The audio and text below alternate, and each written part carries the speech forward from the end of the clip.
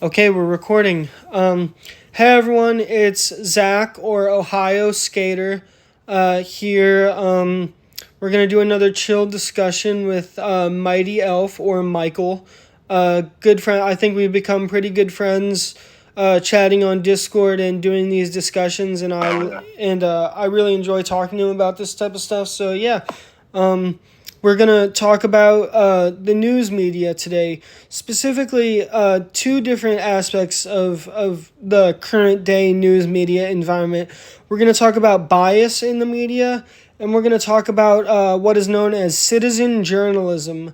The idea that, it's not even just an idea, it's literally the way things work a lot of the times nowadays, that with technology, like smartphones and such, any person with a smartphone or a laptop can be a journalist these days. Anyone can make their own news and is allowed and free to publish it, whether it be videos or articles. Anyone can do that these days. It's not just the big newspapers that create news these days.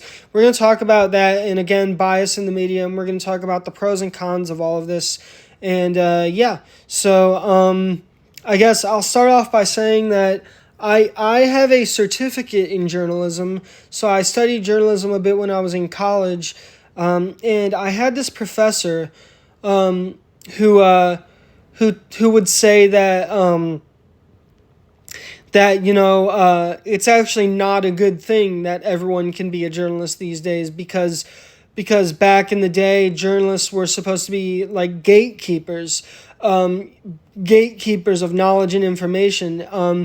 And these days, there's no one gatekeeping, and you just get a flood of anything that could be fact or could be fiction. No one really knows, and it could be incredibly biased. And there's no real way to control it anymore.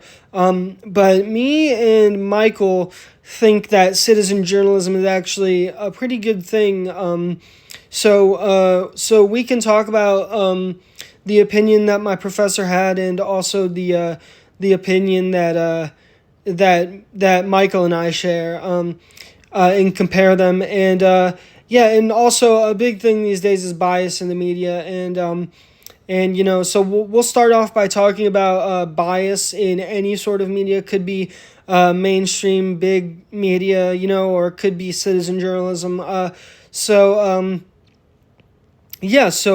what I was gonna say first off is that so I think these days, I made this joke, right? So it's that we live under capitalism, and no matter what system you live under, it's pretty much a given that you're gonna be brainwashed. But at least in a free market, you can choose the ways in which you want to be brainwashed. You have options of how you want to be brainwashed, because there's a bias out there for any type of person these days. So it's news. And I want to also talk about. I think it's a myth that the news actually used to be unbiased. I think that's a myth, and I think it was only seen as unbiased because there was only one bias really out there being promoted, and when there's only one bias and you don't see any other biases, this single bias is going to be seen as unbiased.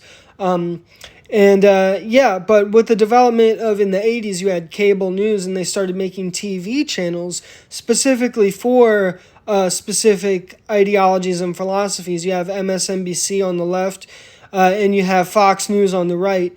So I want to ask you a question, Michael. How bad do you think bias is in the news, but also in the news these days? But also, do you think it's necessarily a bad thing if news is biased?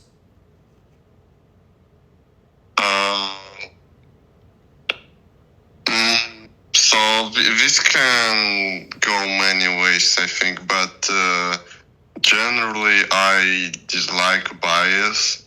I like when people don't lie to me when it's about important information. I like people to be honest to me, and I also like to be honest when I have to tell important information, like political information. So no, I think it's pretty bad if the media is biased. Yeah, I think. But Oh, I'm sorry. Continue. what is the other question? You put two questions. I know. It was. I was asking. Well, so you answered if bias is a bad or good thing, but I was also gonna ask, like, how bad do you think bias is in the news these days? Yeah. I don't really have to compare because I'm quite young. So, Okay. I mean, I think I don't like it. It's I think it's pretty biased. But I guess it's like it's not North Korean level propaganda, right? Yeah. So it's you can still you can still get at the truth by reading biased news, but it's for the average person. It's really hard to understand all these complexities in the world, and you can get very easily fooled by the media. Yeah, definitely. I think if a news source. Oh, I'm sorry. Continue. I think it's not acceptable. Sorry. So my conclusion is, I think it's not acceptable. I tend to think that, I don't like bias either in most cases, but I don't like bias actually when the source is not upfront about it. Like if you're gonna pretend to be unbiased but then sneak in some biases, and not tell your audience about your bias, like for instance, I don't mind if, like, I'm an anarchist, right? And sometimes I want to read things about anarchism. So I go to maybe like the anarchist library on the internet, and the anarchist library obviously has an anarchist bias, Yeah. but it's open about its bias, and I know that if I go there, I can find things about anarchism. Oh yeah, that's also an important aspect you mentioned. Yeah, if it's how the information is also presented, like the meta. If it's presented as truth or if it's presented as opinion. Yeah. Definitely. I think, and I'll also, so, like my parents, they watch Fox News a lot, right? They're conservatives. Yeah. And they watch Fox News because they're conservatives. And on the one hand, if all you do is watch Fox News, you're only going to be taking in conservative information. So I think if you like Fox News because you're conservative, that's good for you because you want to hear about things that you relate to. But also I would suggest maybe every now and then you flip over to MSNBC and see what they're saying on the left, so you have the whole information, so you have all the information, so you actually understand the issue from all angles. Mm-hmm. Yeah, I think that pokes into a little different topic, which is also very interesting. But it's like people generally don't prioritize truth. Like when you look at the basic needs, like almost all of the needs of a human, truth is not a need. So people generally do not have a need for truth, but they have a need for cohesive sort of purpose and foundation. And I think they choose their propaganda because so they watch Fox News because they want to have this worldview so they can orient themselves in the world and have purpose. But if you watch Fox News and then suddenly you turn on MSNBC or CNN, then you're getting shaked and like your worldview can destroy and you can like lose purpose. And this is why people are so defending of brainwashing,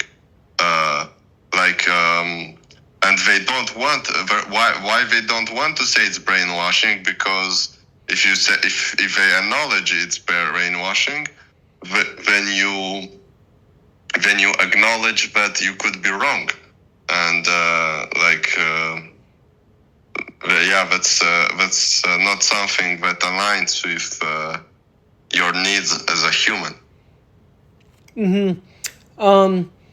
I think,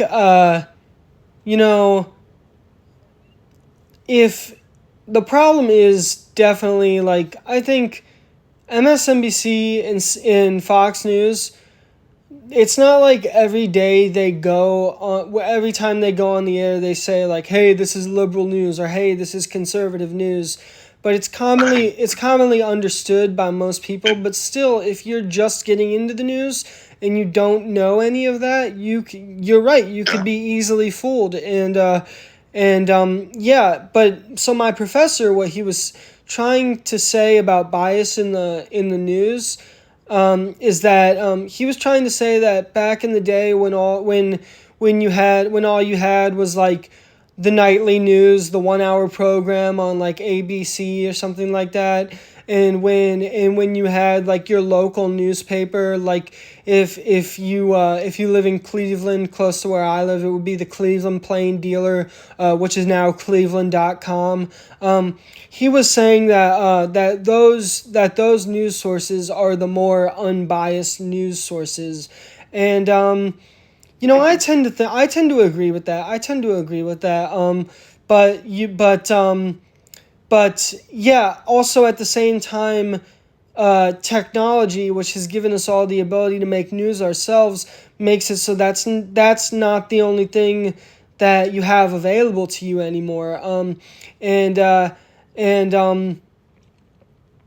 so now people are going to all these different bias news sources, but I think both are needed. I think both types of sources are definitely needed. When it comes to I also think when it comes to bias, no human can possibly be completely unbiased. And my professor did make a point that I agree with, though, that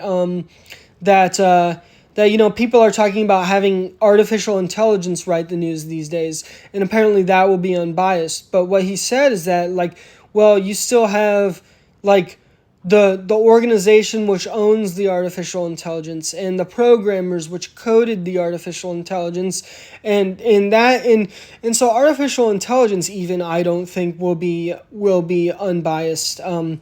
So I think what people need is critical thinking skills to be able to see a bias, but still get the facts, still find the facts as well. Yeah. I pretty much agree. By the way, I'm interested. So, what's his view on why we should on why it's not a good thing that there is everyone can be a journalist and stuff.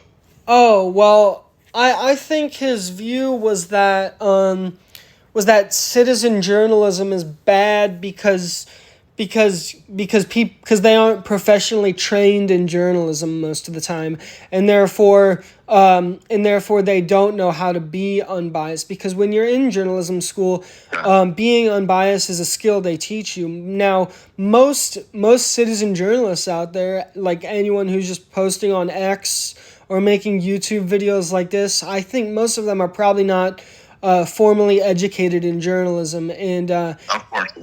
and that's what he thought was a problem, really. And what's the problem? Like, why doesn't he like that? He thinks it'll lead to more bias. So yeah. More bias. Yeah. But okay, I mean, we can't really know yet because it's still ongoing. But I think I mean, yes, like the vast majority of people will still be biased, even with everyone being a journalist. But at least when you have this independent journalist thing,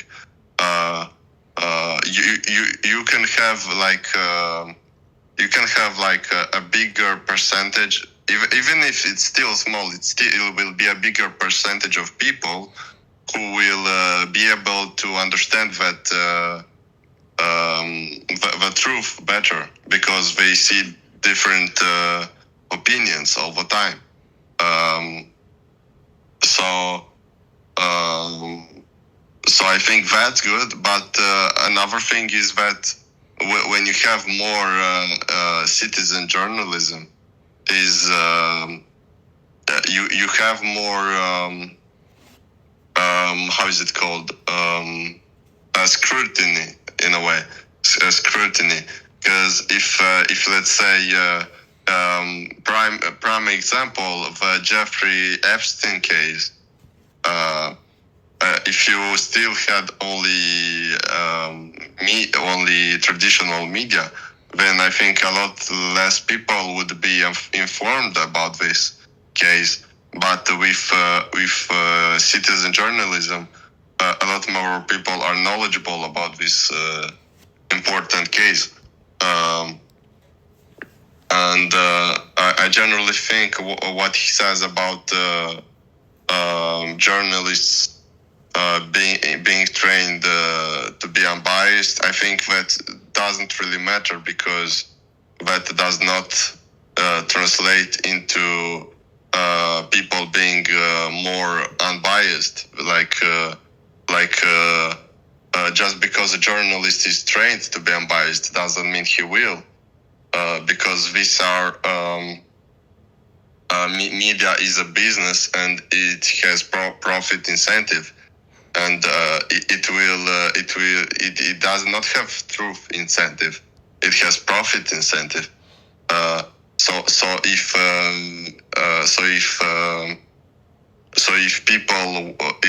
If posting fake news gives them profit, they will do so, and they will fire the journalists that do not post fake news and stuff. Yeah, that's definitely true. So capitalism, right? So I was having this conversation with someone on Discord the other day, that and I forget what they said, but basically I said, journalism is a business like anything else, right? And businesses run on supply and demand, right? So if there is demand for a specific viewpoint, the media businesses will supply it, but also I get what my professor was getting at, about the old media being more unbiased, but also, I mean, what would be the solution to this? I mean, completely banning smartphones and going back to. Okay, yeah, sorry, go on. No, for to go back to what he wants to go back to, you'd have to abolish a lot of technology that's been created in the last 30, 40 years, you know? I mean, I mean, yeah, you'd have to infringe on individual rights. yeah, because that's another thing. I think citizen journalism is good because people have the right to free speech, and the right to freedom of press and stuff like that in the United States of America. It's in our Constitution. I think it's one of the most important parts of our Constitution. And freedom. I think we should. I think when we say freedom of speech, I think we should explicitly also state that we should have freedom of differing opinion. Oh yeah, definitely. That's not specifically in the U.S. Constitution, but I think it's implied by free speech for it's sure. Implied. Yeah. Yeah, it's implied, but like I was talking with a German person the other day, and they had quite a weird definition of freedom of speech, in which differing opinions is not included as free speech. So I thought, man, like I did not know it. I thought it's implied, but some people take this freedom of speech thing interpret it in other ways. Yeah, and you also have, I don't know if you've heard about the paradox of tolerance. Do you know what that is? Yeah, I heard the Karl Popper's, yeah. So I'll just explain it to the audience. The paradox of tolerance is when a society is so tolerant that they allow the existence of people who are intolerant. And if you are too tolerant, then these intolerant people, you're giving these intolerant people a way to gain power and end the tolerance of your society. So I think one thing that we have to watch out for is this media, this new media has given a platform for I think some evil elements in our societies, such as fascists and Nazis. But I think there are some negative things that you have to accept if you want most of society to be free. So. Mm-hmm. Yeah. I believe I don't even think it's a paradox. I think that's like a paradox implies a contradiction, but there is no contradiction in wanting to allow intolerant and in wanting to tolerate intolerant opinions. Like the idea is that you tolerate opinions, no matter what they are. Like it's not a contradiction to tolerate intolerant opinions, if you know what I mean. Yeah, that makes sense. I would say I agree with that. I've never heard that take before, but I would say I agree with it for sure. Yeah, like it's like logically it's not a contradiction. It's just it's part of it. I think I mean sure like you tolerate intolerant, like the argument goes, you tolerate intolerant opinions, and then it's it's a slippery slope. Slippery slope means that eventually allowing intolerant opinions can lead down to let's say authoritarian fascist regimes and so on. But while that is true for sure, the solutions that you see for this for the existence of intolerant opinions are actually way worse than the problem. Yeah. So I mean, we're both pretty libertarian guys, and I think what a lot of people who aren't libertarian don't understand is that is that it's not very hard to be authoritarian. They see authoritarianism as like specifically fascism. But Yeah. I think libertarians would consider a lot more things authoritarian. So you have a lot of people who don't really think it's a bad thing to censor people. I mean, because Yeah. but also if you censor these people and you never allow society to see the intolerant opinions, you're never going to see those intolerant opinions being attacked. Um, you know, Oh yeah. so I don't know. Yeah, but a great point. I didn't think about it. Yeah. So So yeah, so you want to talk? no, go ahead. Yeah. If I want to expand on that, yeah, if people do not see the intolerant opinions being attacked, then you could say they are more likely to accept those intolerant opinions because they were not intellectually challenged on these opinions. Yeah. They just know that they're not allowed. They know that they're not allowed. But if we know how human psychology works, then people can justify things and people can believe a thing and they say that they do not believe it, but they actually believe it. Yeah. Like in Germany, I think it's totally contradictory to say you have freedom of speech when there is state organizations that go and limit people's speech and declare declare what's the truth and what's not. Mm-hmm. Yeah, and a lot, so another thing I want to talk about is that going back to how, my professor that I had said that, the traditional newspapers, your traditional local newspapers, those are, those are more unbiased. I think one of the problems with citizen journalism is that it's making it so that these traditional local newspapers are can't exist anymore. They're going out of business, and so there's more of a lack of real local news these days, and people only know about news really on the national level, and people aren't really reading about local news anymore.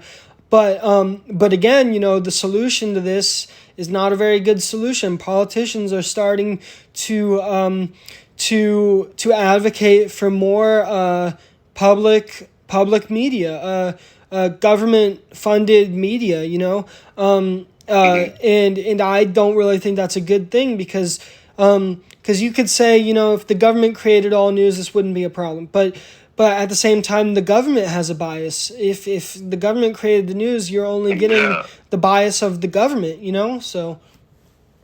Yeah, I mean, it's really weird to me that people can acknowledge the fallibility. I think this is how it's pronounced. The possibility of people to be wrong, but they do not acknowledge the fallibility of government, as if government are also not people.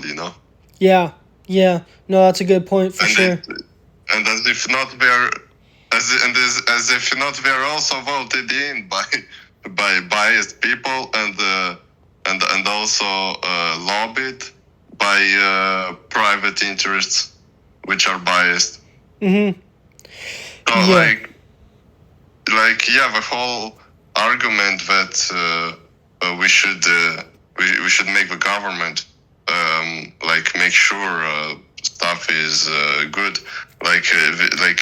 This whole argument falls apart when you start to look that the government is also people. Mm-hmm. Yeah, I mean, It's people. That's a good point. And whether it be government or corporations or small businesses or political organizations, activist organizations, people a lot of times don't think of them as being groups of people or being run by real Yeah, human beings. You know, like they just see the organization as a thing of its own, which is separate yeah, from humans. yeah. I like. I don't really understand it. I mean, I like. I honestly think it's kind of lack of capacity to.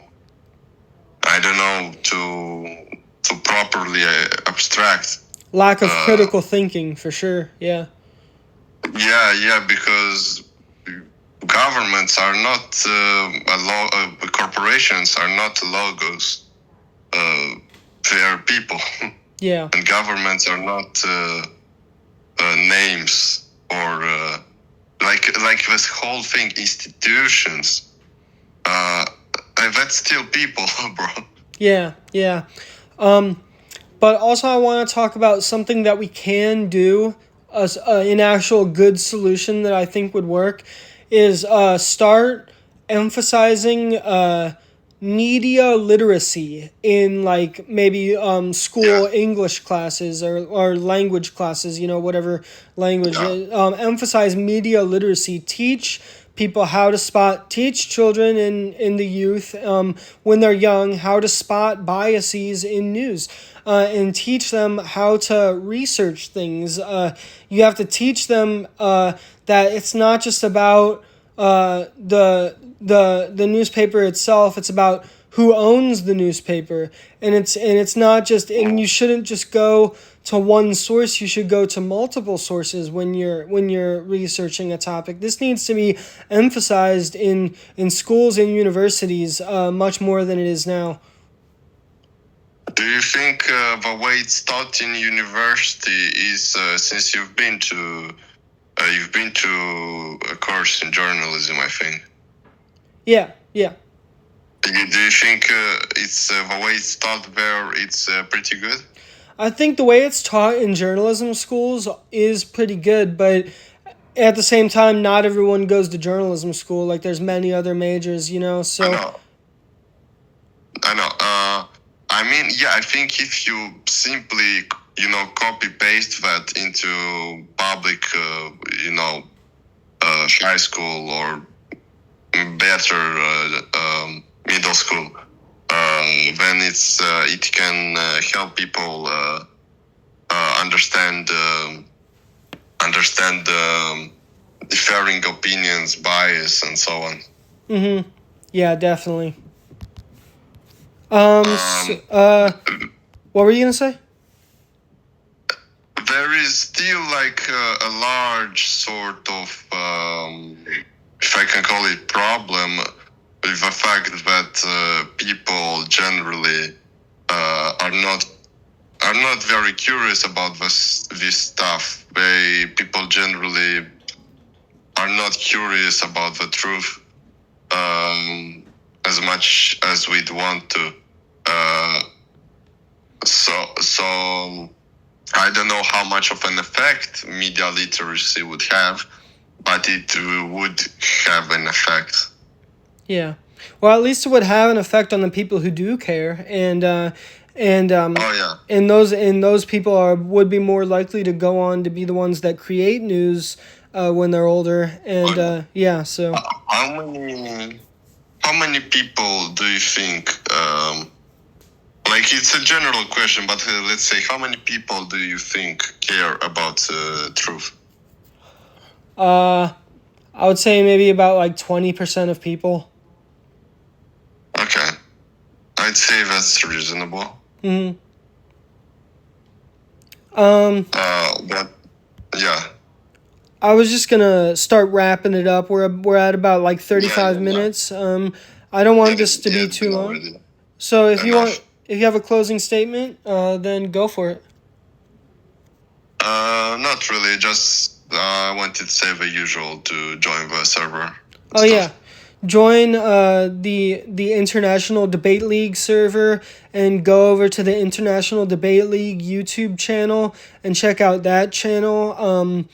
We have all sorts of debates. It's in the description. Yeah, I'll put it in the description. And I also have a server for this channel, but it's not very active yet. I'm sort of waiting till this channel gets more popular. But if you want to, you can always join the server to this channel, the Ohio Skater Discord server. I'll put a link to that too. And I just want to close with some advice that might make people more media literate, which is that that when you're, like I said before, I just want to re-emphasize it. When you're reading about a topic, go to a few different sources, not just one source. And when you go to these sources, try to find out, who these sources are owned by and how they're funded. And I think that would make, I think if everyone did that, that would make the whole situation much better. So anyway, I hope you guys enjoyed this video. Yeah, peace out.